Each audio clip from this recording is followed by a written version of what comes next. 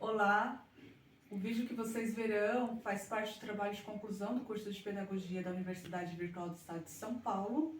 O tema é sobre a inclusão dos alunos com síndrome de Down na rede regular de ensino, desafios e possibilidades. E meu nome é Luciane, vou fazer um resumo do que foi a introdução do nosso trabalho. Tá, nós começamos explicando por que a síndrome de Down é uma deficiência. Ela traz um comprometimento de desenvolvimento físico, intelectual e de interação social nas pessoas que possuem a deficiência. Então foi importante fazer um levantamento histórico dos principais movimentos de luta pelo direito dessas crianças na inclusão escolar. Primeiramente nós falamos dos principais movimentos internacionais, que foi onde tudo começou, e depois falamos dos documentos nacionais, que garantiram o direito dessas crianças à inclusão no ensino regular. Então falamos da Constituição, falamos da LDB e tivemos como principais fontes de referência os sites acadêmicos como a Cielo, o Medline, a Biblioteca Virtual de Saúde. Teve outros também, revistas eletrônicas, que trataram o assunto de forma mais abrangente. As possibilidades e desafios, elas foram discutidas ao longo de 2 tópicos, que foi a criança com síndrome de Down e a educação inclusiva. Trazendo nas considerações finais, então, a importância dessa inclusão no processo de desenvolvimento das crianças com essa deficiência. Olá, meu nome é Tamires de Cássia Pinati, sou aluna do curso de Pedagogia da Univesp e vou falar para vocês sobre a deficiência. A deficiência, como fenômeno humano individual e social, é determinada em partes pelas representações socioculturais de cada comunidade, em diferentes gerações, pelo nível de desenvolvimento científico, político, ético e econômico dessa sociedade.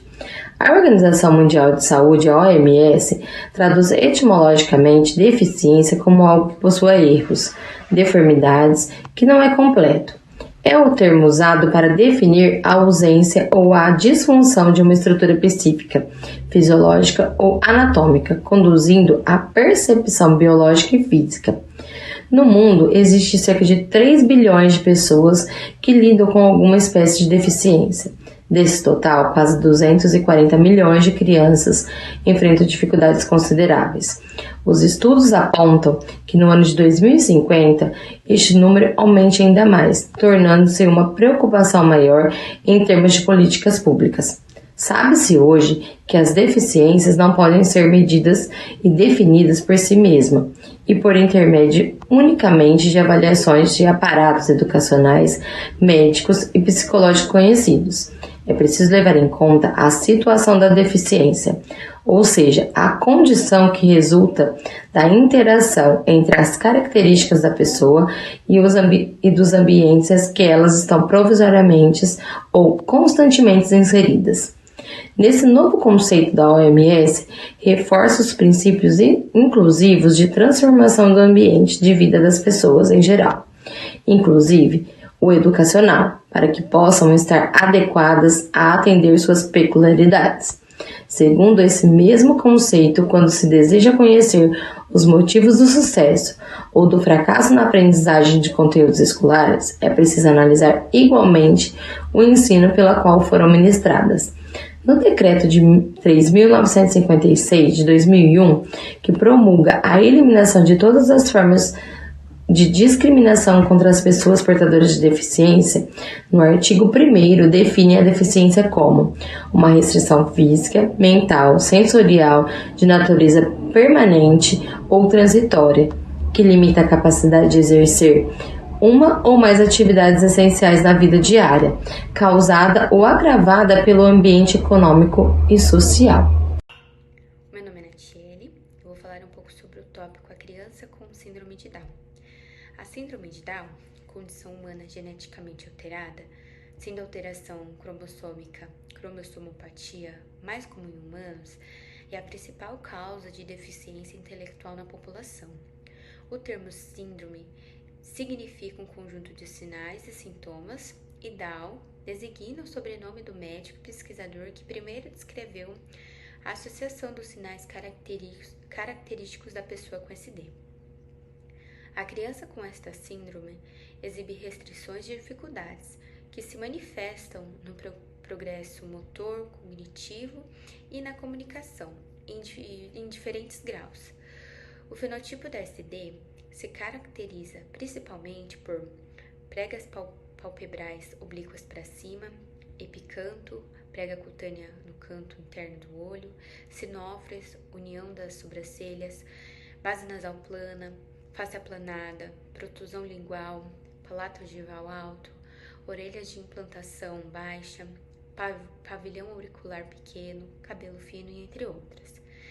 A criança com síndrome de Down frequentemente tem características físicas distintas, mas somente o diagnóstico laboratorial é conclusivo.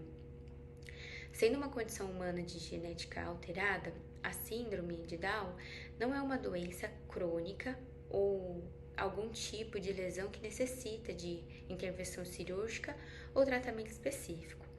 O que ocorre é que uma alteração genética pode gerar problemas médicos associados como pé chato, pé torto congênito, fraturas, patologias no joelho e quadril, entre outras. Todas as características destacadas não impedem que a criança deixe de estudar em escola regular. Também é fato que muitos adultos com síndrome de Down levam vidas felizes e significativas, com empregos, relacionamentos e participação ativa em suas comunidades. Oi, eu sou Cristina Aparecida Batista Vieira, aluna do curso de Pedagogia da Univesp, do Polo de Viradouro. Ao longo dos anos, o Brasil vem adotando uma política educacional de inclusão de pessoas com necessidades educativas especiais, propondo respeito e socialização a esse grupo. A inclusão baseia-se em dimensões humanas e socioculturais, visando enfatizar formas positivas de interação e oportunidades, dando apoio às dificuldades e aceitação das necessidades dessas pessoas. De acordo com Montauan, 1997, inclusão trata justamente de aprender a viver com o outro, significa estar com.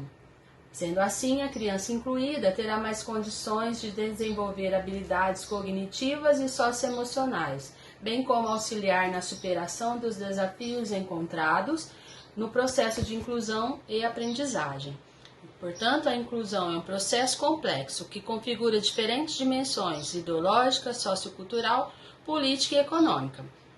Cabe ao Estado, portanto, na questão da inclusão, buscar novos caminhos para a superação dos obstáculos que atenuem a exclusão decorrente da modificação genética que se encontra estes sujeitos.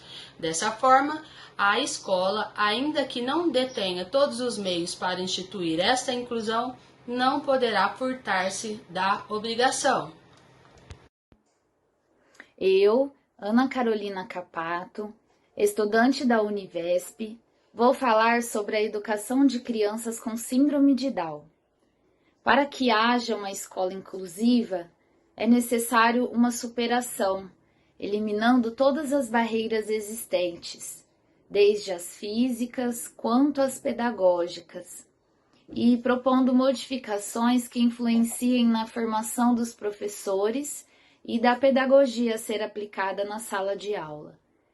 Necessita, então, de um ambiente educacional que valoriza a autonomia, o pensamento crítico, a colaboração e a capacidade de tomar decisões. E ao adotar essas abordagens, os educadores podem ajudar os alunos a se tornarem aprendizes autônomos, críticos e participativos, preparando-os para enfrentar os desafios da sociedade e do mundo em constante evolução. Essa abordagem, então, coloca o aluno no centro do processo educacional e enfatiza a individualização, o respeito às diferenças e a responsabilidade pelo próprio aprendizado. O papel, então, do educador é orientar e apoiar os alunos nesse processo, adaptando as práticas pedagógicas para atender às necessidades individuais e proporcionar um ambiente de aprendizado inclusivo e eficaz.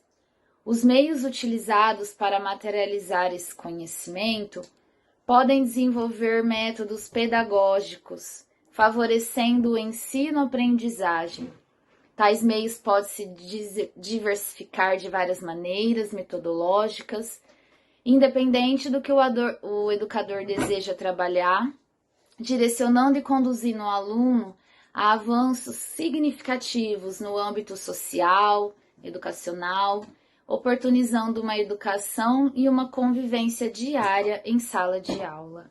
Eu, Elis Regina Giraldo Pereira, estudante da Univesp, vou falar sobre as considerações finais. Esta pesquisa buscou explorar as propostas e políticas que levam à inclusão de pessoas com necessidades específicas no ensino regular, que vem, ao longo dos anos, rompendo barreiras, garantindo direitos, qualidades e oportunidades que os alunos com síndrome de Down têm. Buscado na educação através da criação de leis que possam apoiar o acesso e a permanência em sala de aula. Entendemos que a garantia de direitos e qualidade de educação ainda precisa percorrer um caminho sinuoso em busca de subsídios efetivos, como a formação docente, para que neste processo da inclusão eles entendam a necessidade de cada aluno, proporcionando uma educação de qualidade especializada, buscando acesso a recursos, capacitação e adaptação, além do suporte de profissionais especializados para auxiliar na prática pedagógica. A inclusão e socialização dessas crianças exige compromisso do educador, da escola e da comunidade escolar, a fim de conhecer as potencialidades e limitações vividas por elas. No presente trabalho, identificamos que a aprendizagem significativa possibilita a construção do sujeito. O professor, ele tem o papel de mediador do conhecimento e de proporcionar experiências cognitivas e emocionais. E desta forma, através de boa formação e competências de ensino aprimoradas, possam auxiliar no atendimento especializado aos discentes com síndrome de Down. Concluímos que a inclusão nas escolas é extremamente importante para que as pessoas com síndrome de Down tenham as mesmas oportunidades de aprendizado e desenvolvimento social que os demais. É de fato contribuir para a qualidade de vida de quem tem a síndrome de Down.